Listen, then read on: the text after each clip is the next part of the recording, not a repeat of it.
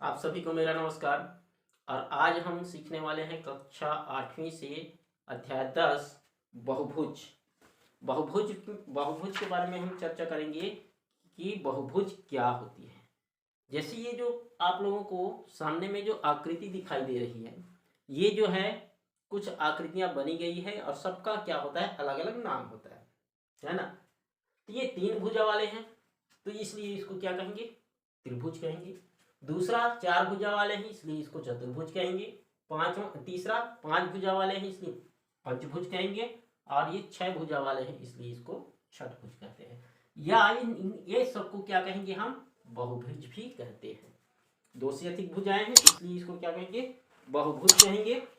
बहुभुज बहुभुज कहते हैं इसको।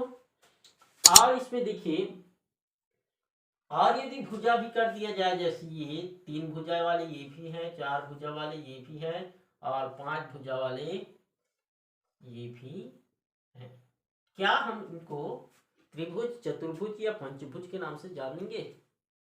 बिल्कुल नहीं जानेंगे। क्यों नहीं जानेंगे? क्योंकि ये भाई खुली आकृति है, इनका मुंह जो है बंद नहीं हुआ है, पूरी तरह से बंद नहीं है, इसलिए इनको हम ना तो त्रिभुज कहेंगे, ना ही चतुर्भुज कहेंगे, ना ही पंचभुज कहेंगे। तो आकृति बनने के लिए क्या होना चाहिए, बंद आकृति होना चाहिए, तभी उसको हम आकृति कहेंगे, त्रिभुज कहेंगे, चतुर्भुज कहेंगे या पंचभुज कहेंगे, या फिर उसको क्या कहेंगे, बहुभुज कहेंगे। तो क्लियर हुआ। यदि बंद आकृति रहेगा तो वह त्रिभुज, चतुर्भुज या पंचभुज कहलाएगा, बहुभुज कहलाएगा। और यदि खुली आकृति है तो वह बहुभुज नहीं कहलाएगा। अब देखते हैं, इसमें ये त्रिभुज है,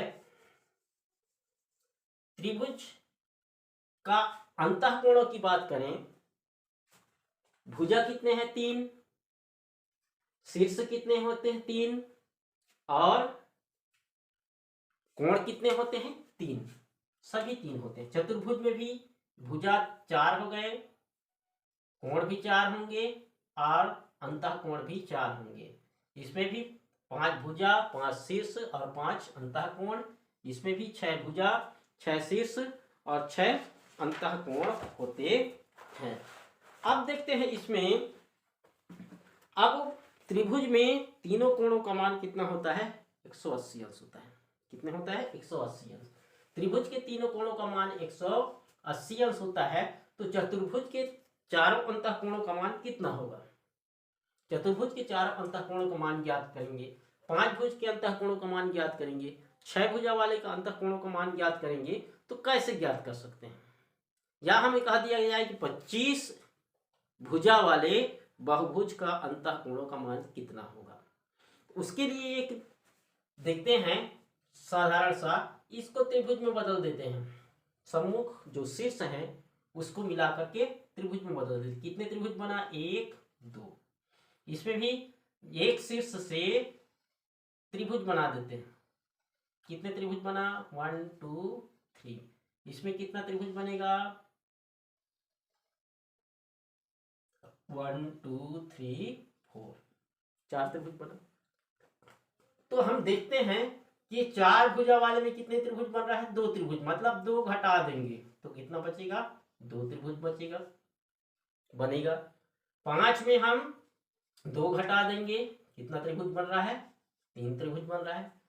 6 में 2 घटा देंगे, कितना त्रिभुज बन रहा है, 4 त्रिभुज बन रहा है।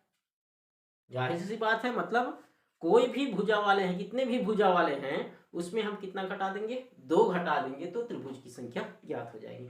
अब त्रिभुज की संख्या ज्ञात हो जाएगी तो हमें पता है एक त्रिभुज के अंतःकोणों का मान कितना होता है, 180 होता है। तो 2 त्रिभुज के अंतःकोणों का मान ज्ञात करने के लिए 180 से गुणा कर देंगे, कितना हो जाएगा, 360। क्लियर। उसी तरह से 3 त्रिभुज वाले में 180 से क्या कर देंगे, गुणा कर देंगे, इसका भी कितना हो जाएगा, 540 अंश। और इसका भी इसी तरह से गुणा कर देंगे 180 से, तो कितना हो जाएगा, ये 4 32 और 720 अंश। इस तरह से हम कोई भी आकृति, कितने भी भुजा वाले आकृति बहुभुज हैं, उनके अंतःकोणों का मान ज्ञात कर सकते हैं। मान लीजिए यहाँ पर देखते हैं तो ये नियम बनता है, ये देखिए यहाँ पे 2, अर्थात इसको मान लीजिए बहुभुज को हम भुजा की संख्या को n मान लें, भुजा की संख्या को n मान लें, तो n-2 इंटू 180, ये क्या होगा, नियम हो जाएगा, रूल हो जाएगा कि n भुजा वाले बहुभुज के अंतः कोणों का मान कितना होगा, n-2 इंटू 180।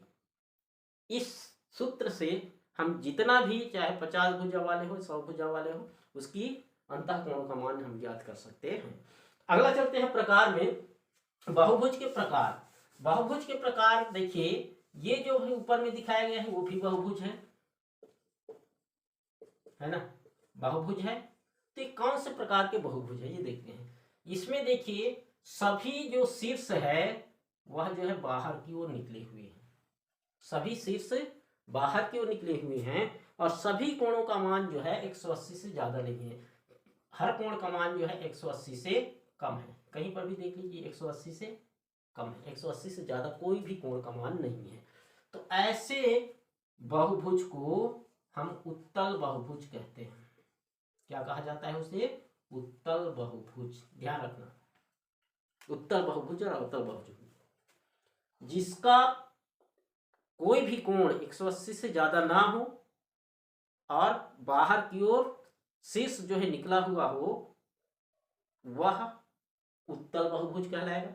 इसके दूसरा विपरीत, यदि अवतल बहुभुज, अवतल बहुभुज, ये देखिए अवतल बहुभुज का उदाहरण देख लेते हैं, जिसमें नाम दे दें A B C D E. तो ये ए बी सी और ई, इसका तो मान, ये शीर्ष जो है बाहर की ओर निकला हुआ है, जैसे ये देखिए बाहर की ओर निकला हुआ है, शीर्ष बाहर की ओर निकला हुआ है, अर्थात ये 180 से कम है।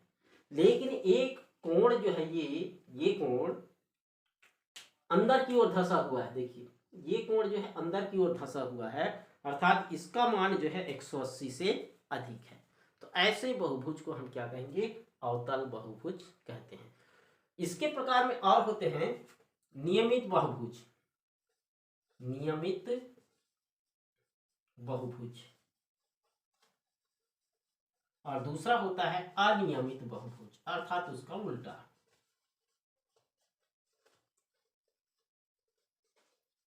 अब नियमित बहुभुज किसे कहेंगे, ऐसे बहुभुज जिसके सभी कोण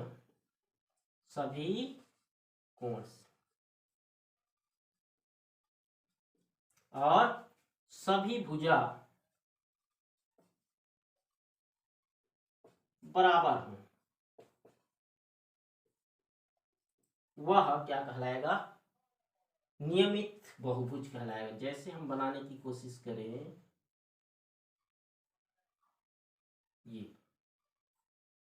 ये भुजाओं की लंबाई जो है बराबर है और कोण भी क्या हो, सब बराबर है। जिसके कोण, सभी कोण और सभी भुजा बराबर हों, तो ऐसे बहुभुज को हम नियमित बहुभुज कहेंगे। और ऐसे बहुभुज जिसके कोई भी कोण और भुजा बराबर ना हो, ये कोण भी बराबर नहीं है और भुजा भी बराबर नहीं है, तो ऐसे बहुभुज को क्या कहेंगे, अनियमित बहुभुज कहते हैं।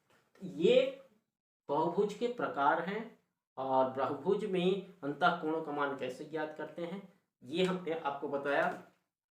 आज के लिए इतना ही। यदि आप लोगों को वीडियो पसंद आया होगा तो अपने दोस्तों के साथ शेयर कीजिए और हमारे क्लास में ज्वाइन करने के लिए, हमारे साथ जुड़ने के लिए सब्सक्राइब कीजिएगा।